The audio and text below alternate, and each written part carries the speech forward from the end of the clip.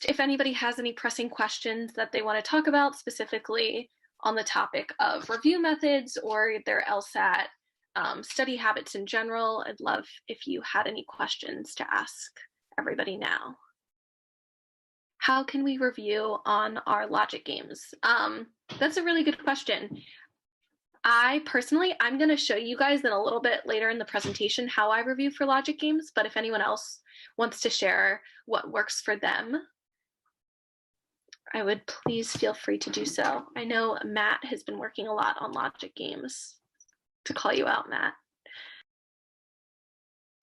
Yeah, it's the dreaded spreadsheet, logging everything, data. Does anyone else have any tips for reviewing logic games? Yeah, so one of the things that's helped me is like basically writing or using a red pen and circling what I got wrong and correcting it, because it gives me like it helps me distinguish like and not give myself like a pass, right? Like I kind of got this wrong or I kind of got this right. And so like doing that has really helped me. And then the second thing is don't be afraid to like redo the question. Of course you can't redo every question, but like set parameters for which, like, you know, if you miss so many questions, then you're going to redo that whole question set just to make sure that you understand what you did wrong. Yeah, thanks for saying that, Jocelyn. And I completely agree. If I have the time, I will, before I even start reviewing, I will do the entire section again and just see, was it a timing issue? Did I misunderstand something? Did I miss a rule? And then figuring out that first time is really helpful. Or even if you don't have time to do that, reviewing an answer and trying to figure it out yourself before looking the answer up on either PowerScore or on Steve's website or whatever resource you do is definitely important. Great. Was that helpful, Hyun? Is that how am I pronouncing it correctly? Great. Yeah, so unless anyone has any other comments, we can start on the presentation. Okay. Great. So I'll have the chat open too. So, oh, Leah, I'm sorry. Sorry. Okay. Any tips for accept questions? I find my brain switches halfway through the question. Leah, or do you mean in logic games? Mm-hmm. That's a good question. I've noticed that having like a mission in a sense, I'm taking this from like the loophole book, but even if you jot down like a few, like one or two words, or like circle accept or like write accept on your paper, like some way to remind yourself of what your goal is for that question, that could be something. Or if you have like a pre-phrase of some sort. Ariel has some tips. Yeah, highlight, accept. That's a good point. Yeah, anything to like direct your brain to that so you're not forgetting, because I definitely feel that when you're halfway through a question and you're like, wait, what am I doing again? So any tips to bring your brain back to that specific question. And if it's a logic game, you may be able to make, if it's a local question, for example, you may be able to make a diagram and have a better idea of what you're looking for. So that could potentially help as well. Any other questions or any other comments on that?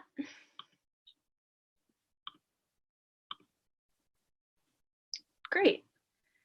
Awesome. So tonight we will be talking about study methods. So just to preface this is obviously just what's worked for me.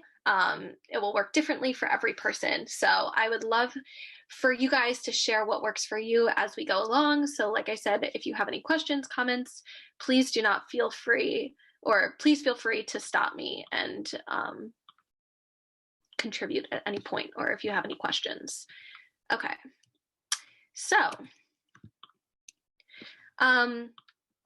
just to think about to start us off, I want to talk about like our plan in general, right? So before we even like get into practicing, before we talk about review, we need an idea of like what we're doing here. So this is kind of the chart that I've come up with that has really helped me streamline what I want to do in my practice and really focus on what is my goal, what are the metrics that I'm measuring myself. So right, like measurable, how am I making progress, evaluation, obvious, review, the most important part, and then creating a game plan. So that is the process that I will, yes, are these daily goals or overall goals? That's a good question. So when I say, and I'll go into each one of these separately, but when I say goals at the very top of this chart, I'm referring to your goal in general. So what is your score goal? You don't have to get there automatically because in all likelihood it will take a while, or you'll work up for that. But just having like, is your goal to be 155 and above, 160 and above, 165 and above, because there'll be different metrics or different levels that you'll have to reach depending on what your goal is. So yes, things to consider. What is your goal? Another point of having a method like this is to make sure that you're keeping yourself accountable and making sure that you're able to track progress. Just in case you need that motivation, or you see that despite putting in a lot of hours, like you may not see a huge score increase right away, but know that that's working towards something and you're learning and gaining the skills that you need to make you successful. So yes, this is just a very general outline of what we will be going through during class today. Any other questions before I move on? Does this make sense? Cool. Thanks, Ariel. Okay. So as we mentioned, the first step, we want to define our goals. And just a fun statistical fact, you are 42% more likely to achieve your goals if you write them down. So yeah, I want everybody actually to take a minute and just like write down a goal. And that's okay if it changes, but just like take a minute and like write it down.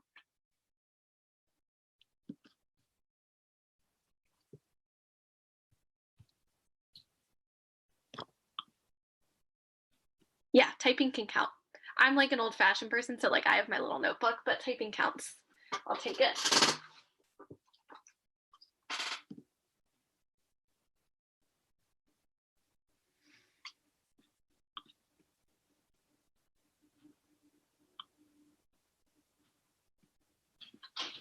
Thanks for sharing, Marcos. Yeah, that's great.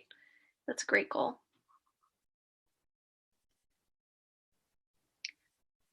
Another thing that you can do is pick someone, message someone your goal if you're comfortable with that, and make an accountability buddy. So not only does it help if we write down our goals, but if we have someone that's keeping accountable, that's another thing that will significantly increase your ability to stay accountable to your goals. So if you're comfortable with that, pick a person.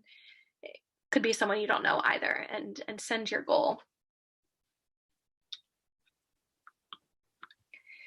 Okay. So the second thing is, after you've decided what your goal is, then we need to choose the metrics that will hold you accountable. So these also can be very personal. For example, I personally track the hours that I spent studying. This is like the Excel sheet, very simple, doesn't have to be anything fancy, but this is what I use.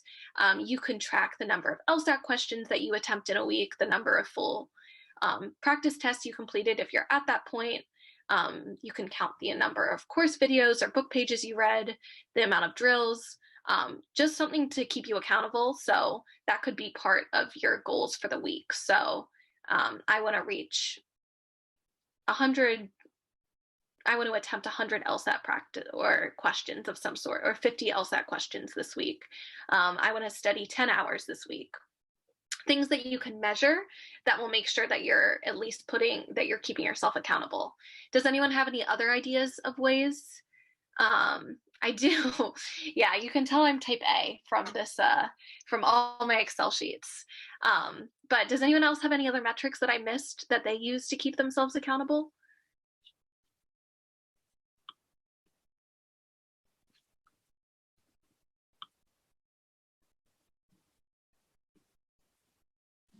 Hey, Casey, do you include like programs that like keep like that you can use as timers, for example, like the Focus app I think that Steve talked about? Like do you would you incorporate that in that, or do you think no, we should do something different?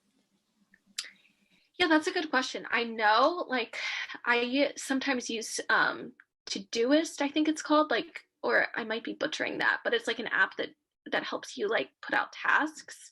I don't use any particular apps just because that's what works for me, but I think that if it helps you stay focused, then like absolutely incorporate it. But I think it is like, I know that's kind of a cop out answer, but if it works for you, I say do it, but I don't personally use any apps. I do like Headspace though, like for meditation in the morning. So um, that's one thing. Thanks for your question, Jocelyn. Okay, so any other questions about goals, metrics, things like that? I would personally, I set them at weekly goals, but if you want, you could do every few days or, every 2 weeks. It's really up to you. Thanks, Matt. Ariel uses the Forest app. What's that, Ariel? Yeah, can you hear me okay? Mhm. But let's see, it was probably 2 weeks ago. I think it was during Annie's like first presentation. She mentioned this app, and it's basically a way to track your time and what you're spending your time on. Granted, obviously, of course, it forces you to be on your phone a little bit. However, so the whole point of the app is that you set like a timer, say an hour, whatever, and you can attach a label to what you're doing for that hour. So for my case, I'm doing solo study for a whole hour. Um, and so during that hour, a little like tree will plant itself or it'll grow. By the end of the hour, it'll be a full grown like plant. And so it's super cute. It's not a real plant, it's just a virtual one. But if you leave the Forest app, I think this is the free version only. If you leave the app, your plant will die. And so it's kind of like incentivizing you to like not leave the app, not, distract yourself. And there'll even be like little reminders like, hey, put your phone down or, focus, remember your goals, that kind of thing. So I really like the app because it's incentivizing me to like stay focused so my plants don't die for one. And then two, well, at least with the like pro version, that's $1.99.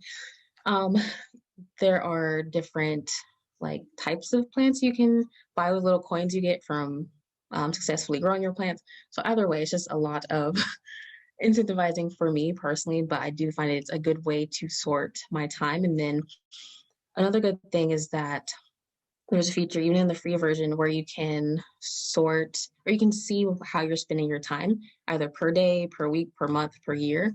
Um, and so if you use the app effectively, you can see, okay, I spent 12 hours this week studying, solo studying or group studying or whatever. So I found it's been pretty helpful. I'm absolutely going to steal that. That sounds really cool. It's like, I know Yes, there's an app definitely. like that that makes you drink water that I eventually deleted because I wasn't drinking water. But like, I feel like that would be a good thing to bring back. So thank you for sharing that. Yeah, definitely.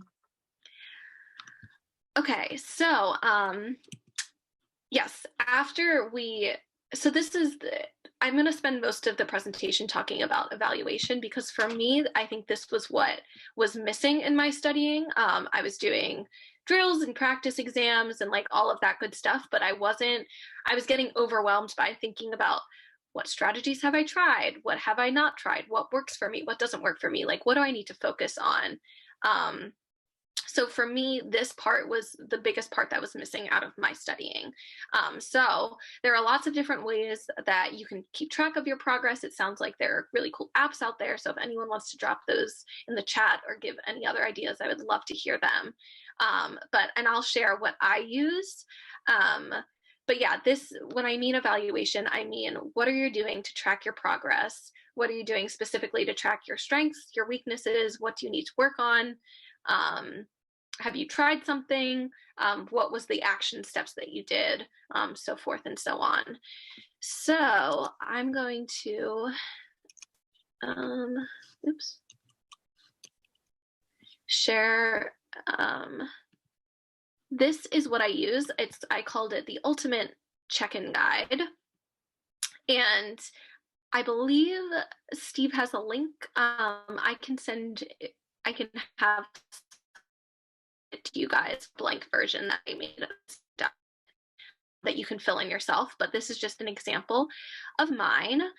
So essentially on the left, I have logic games, logical reasoning, and then reading comprehension. And then here I put my mini goals, as Ariel mentioned before. So what is my goal for this section eventually? And then it's important to focus on what you are good at. So what are my strengths?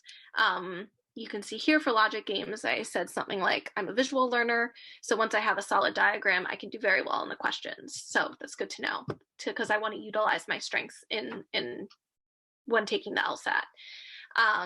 Then I write down my weaknesses. So what do I need to improve on? Sometimes I don't know where to start diagramming. Okay, so then let's think, what can I do to change this? So for that example, I said, maybe I can look at the orientation questions before starting to diagram if I don't know where to start. So that's my plan of attack. I have that written down. Then the next time that I'm doing drills, I can try to do that. So started doing this for full practice exams. Sometimes it's just as simple as implemented this strategy while I was practicing, like I wrote here. So you want to make sure you're keeping yourself accountable. What did you actually do? And then, of course, review. So how did it go? I said, this strategy is definitely helpful. It isn't always necessary, but especially in the games that don't have orientation questions, obviously. But I think this strategy in particular is helpful for grouping matching games. And of course, this is just a document for me. So I talk like I'm talking to myself. So it doesn't have to be formal or anything like that. And then action. So what are you going to do based off this strategy? And then I said implement, specifically for grouping games. So that's great. I started with a weakness, I found a solution, and now I'm going to implement it. And then you can move on and you can start to list the strategies that work for you. If this is something that you think would be a good implementation for you. And then the other thing about this diagram is that at the bottom, I just like to track what I did before and how my approach has started to be different. So you can see, for example, I used to read the stimulus and then the question stem, and now I read the question stem and the stimulus. There's no right or wrong answer for this, by the way, as Ben was talking about last night. It's truly up to preference, but that's just what works for me. Does anyone have any questions or anything or comments on what they do, particularly in an evaluation context?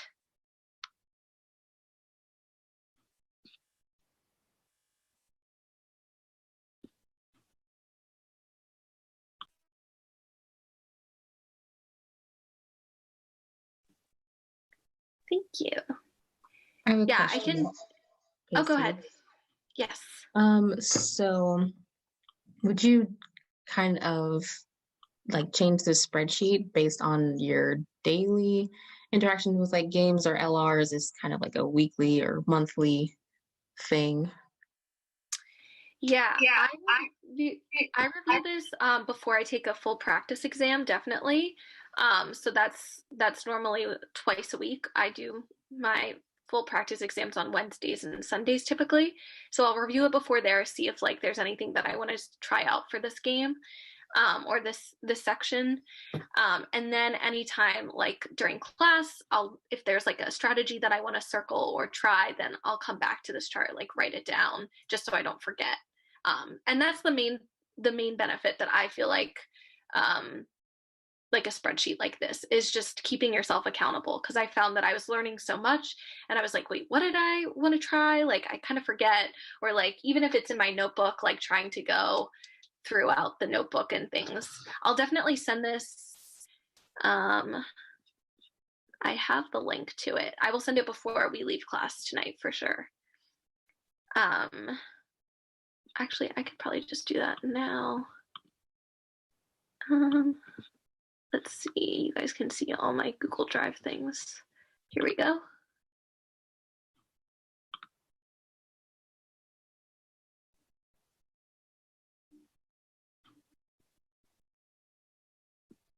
Okay, so you guys could just make a copy of this.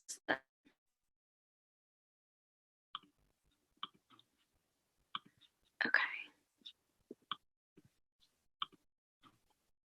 Cool. So yes, does anyone else have any comments or questions about the check-in guide, or maybe want to share what they do instead?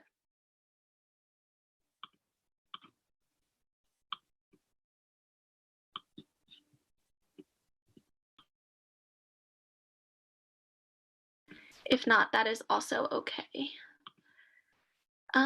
Okay, so let's go back to view.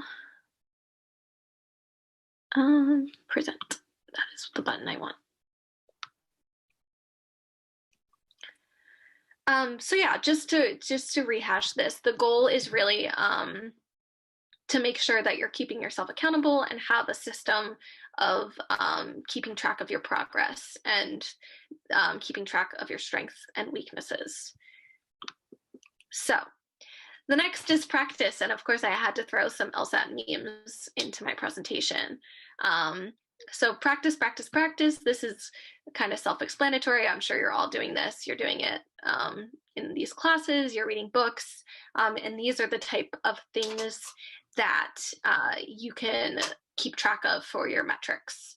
And if you don't have a good study plan, I'll do a plug for Steve's study plans. They're great. That's what I've been using.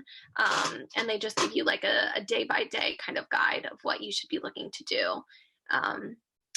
So if anyone has any like comments on that or like drills that they find helpful, please feel free to share.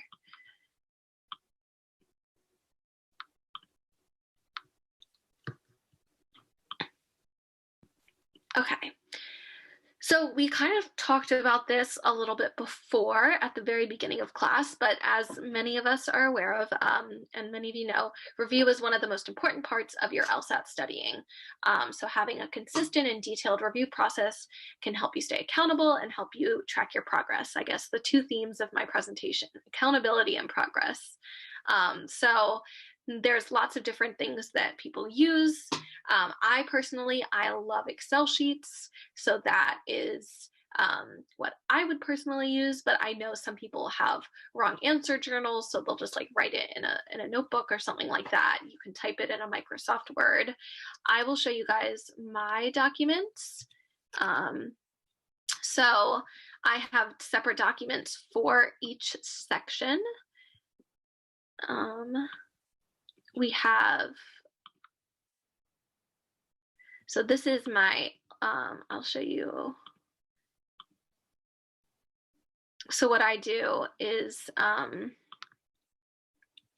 just copy like the heading up here and I just make a new tab. So it's super easy, doesn't take me any time at all. And I will go through the question number. I'll say if I got it incorrect or correct.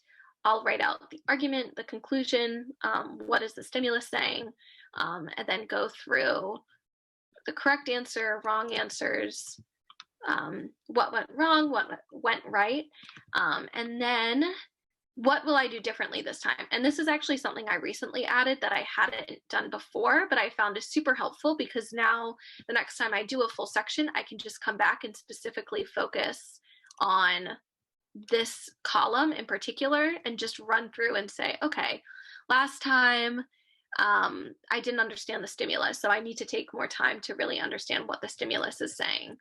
So you can go through like that. And then similarly, someone asked about logic games at the beginning of class. So this is what I typically do for logic games. I'll I'll have the game. I like, if I'm decided to go over a game, I like going through all of the questions, just so that's just a preference thing, but it's the similar thing. You can see I say what was the correct answer, what was incorrect, what was tempting about it. And this is really part of the Socratic review method. So that's why I didn't want to spend too much time going over it, because I know we've had many class sessions talking about this, but just wanted to give y'all another example of what you could potentially do. So it doesn't have to be fancy, as long as you're like going through your thought process of what works for you. Example, something similar I do for reading comp. So you can see it's the same type of thing here. For reading comp, I love Ayaka's method. So I guess I'll highlight this. So I'll go through, I didn't finish this one, so I guess that's not a great example, but I'll go through and do the process of outlining the details of the paragraph, of each paragraph, the general purpose of each paragraph, the simple purpose, and then the main point and author's opinion. So that's what I found works for me for specifically reviewing. So for LR, you only go over the questions you got incorrect and or flagged, right? Yes. I am very liberal with my flagging, so I normally flag quite a lot of questions, just so I'm reviewing the ones that give me any difficulty. How come you don't do that for logic games? For logic games, I feel like it takes me less time to kind of go through it, and I might have to make it, like, because you use old work from logic games, sometimes I'll want to go back and see, like, what could I have used? I feel like there's more context required to go over logic games, if that makes sense. I don't know. Does anyone else want to share how they review?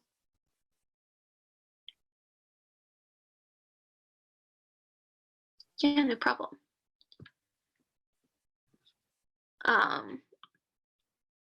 Yeah, for reading comp, I'll typically, it depends because honestly, reviewing takes me a really long time. So it might, if I'm running out of time, I might just focus specifically on the ones that I flagged or got incorrect. But sometimes if I have the time, then I'll review it as well.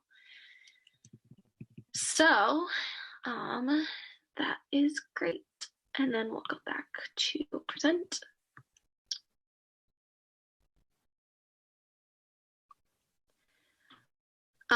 Does anyone else have any comments on review or what works for them or anything like that?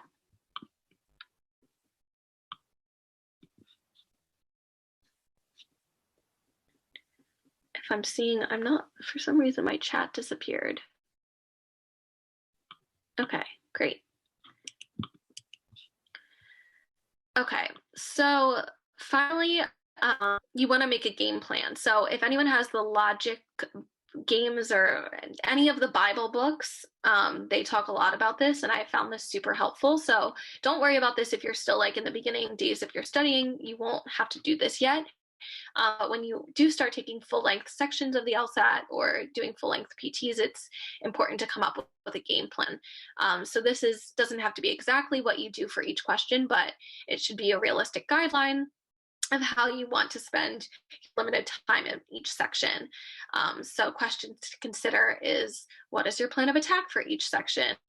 What are the strategies that you want to typically use? What is your general strategy? What's your backup? What are the pitfalls you want to avoid? So I shouldn't have gone back into this presentation because I have another example to show you guys. But I keep this in the same tab as I do the ultimate checklist guide. But for me, I just started doing this as I've been doing more full-length PTs. But you can essentially see that I have my general strategy that I lay out. Then I have my general tips and pitfalls that I want to avoid. And then I have my plan attack here. So then this is like my goals for each section.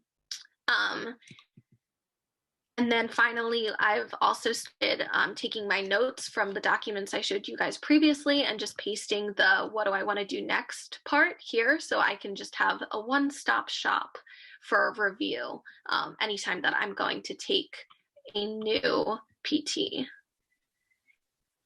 Will you share the check-in guide for us to model off our own if we want to create them? Yes. Yeah, I think that's the link. Thank you, Ariel. Cool. Oh, and I completely forgot to share this other part with you. So I kind of skipped a step a little bit, but before a full practice test, I think Elena talked a little bit about this, but we spend so much time reviewing and all of this that we often don't always put the same time in setting our intentions or setting our goals. So something that I've also started doing is just taking her ideas and saying, what are my intentions for this PT? And then what do I want to work on for next time? So that is something that you also want to incorporate. And I guess just to highlight that. So just to go over the whole process, we've set our main goal, we've outlined our metrics, our evaluation, so that's our ultimate check-in guide, or that's the documents we use to keep ourselves on track. Then we practice, we review, and then you're going to go back to that evaluation method. What worked, what didn't work, what are my strengths, what are my weaknesses, and continue that process. And then when you start going over, you start getting closer to your exam, that's when you can come up with a realistic game plan. So I think that is everything. I also had to incorporate Leslie Knope into my presentation. They didn't have, if anyone is good at making memes, I would suggest making more Parks and Rec related LSAT memes, because I could not find them.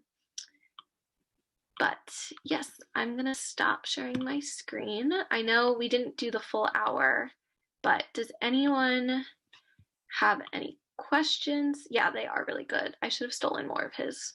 Does anyone have any questions, comments? Want to share what their methods are in general that they've found helpful?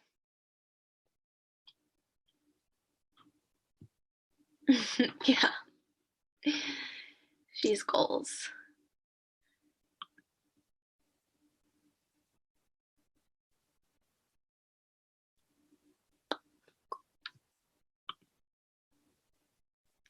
Yay, glad it was helpful. Cool. Yeah, I know, I guess just like in closing, I think I understood how to practice, I understood how to do drills, I understood how to review, but it was really trying to keep track of all of those things that was missing in my study plan. And I felt like once I was able to do that, then my studying was much more streamlined. Okay, how did you come to determine your game plans?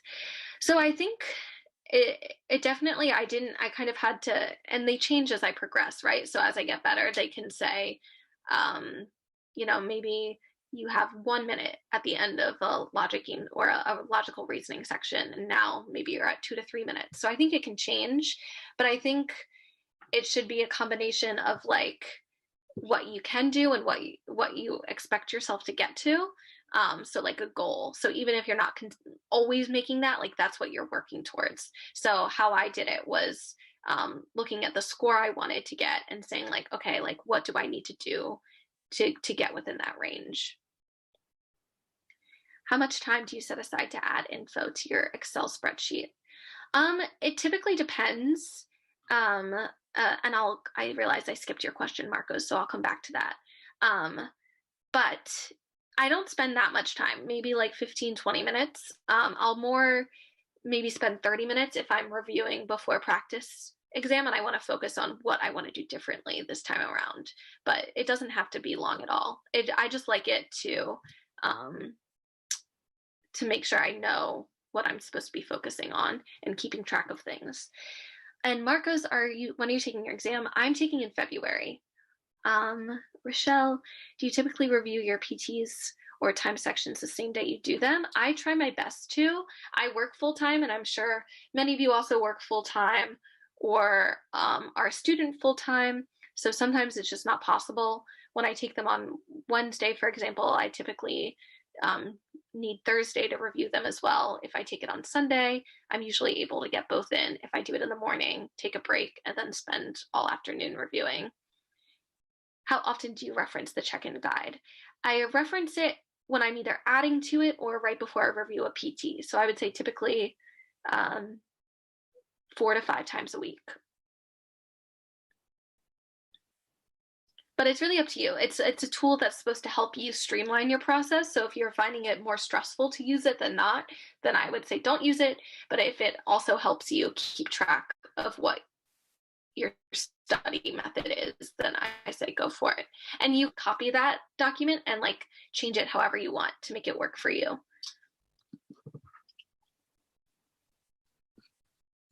Did I miss any questions?